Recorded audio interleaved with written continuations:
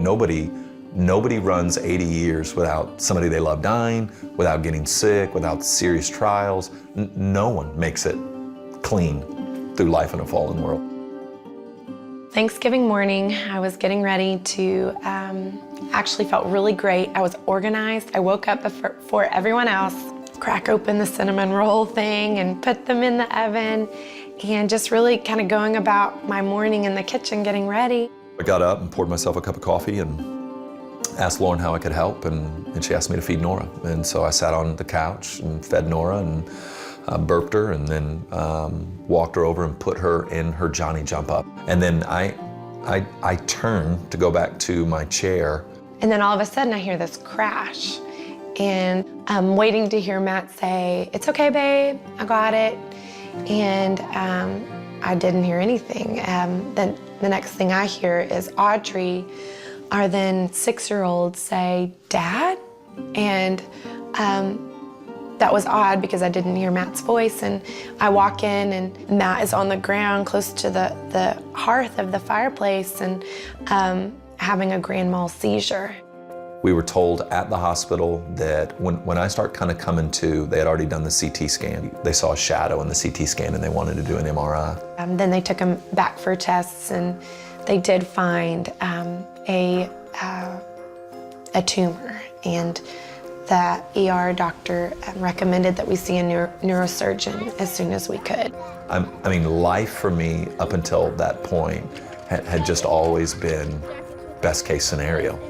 And so I thought, okay, we'll go see the neurosurgeon, they'll give me the right meds, and we'll just keep trucking along. So when we got into his office and he starts showing us the film, it's evident it's large. And I mean, he just very bluntly says, "This looks really bad. We've got to go in pretty quick. In fact, I made room for you on Friday. So we're going to do a craniotomy on Friday, and not only get this, we're going to have to get around it." When Friday morning came, I got to pray with Matt and sing over him, and you know, there was this question of who will he be when he comes out. It was 8.5 hour craniotomy. The diagnosis we got from the doctors was anaplastic, which means malignant, oligodendroglioma, which is a type of primary brain cancer. Statistics say that I have 2 to 3 years of life. The days after that, he digressed. My big fear was that you just don't die pretty from this one, and you lose parts of your mind, like you stop being you. And so my great fear was that my kids would watch me waste away and would grow very embittered towards the God I love so deeply and desperately, and they would unnerve me. And so to see them it would create this soul ache in me. And so, man, I would just put on worship music in my headphones and was just kind of withdrawn. And I was just trying to cope. I gave him this space, but then there was a point where I felt like he was at a place that he could enter in back with us. I tried to graciously approach him and say, "Babe, I know this is a lot to deal with, but you're here with us now, and we need you to be present. Because you're here, you're not gone." And so she was really the one that kind of said, "Hey, let's do this, and let's make much of Jesus in it." And that's kind of what we did. I never felt fragile. I mean, I'm 6'5", 200 pounds,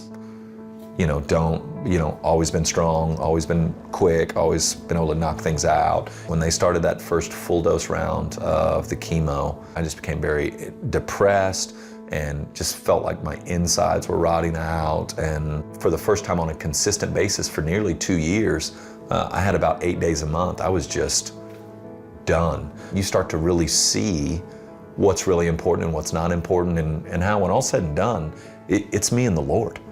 I mean, that's what it is. It's me and God. And then that idea that even what I was walking through is for my good and His glory, and trying to get my head around this being for my good, as awful as it was. But then I would start to see it. And then those moments where I'm like, I'm really all in here. I really believe this. The empathy that was created in my heart for others who suffer, the idea of being able to mourn with those who mourn. I mean, all that came out of this season. During that season, what I was asking the Lord was that He would just use our story to glorify Him and to make much of Him, and that other people would find comfort in it. We're past 3 years now, in fact, coming up on 4 years, and there's been no recurrence, and all my scans have come back perfectly clear, and I've been off chemo and everything since for over a year now. To have Matt longer and to have clean scans, that each scan I am grateful. Each day that we have with our kids as a family, I'm so much more grateful. The single greatest thing I learned through it all was I really believe this.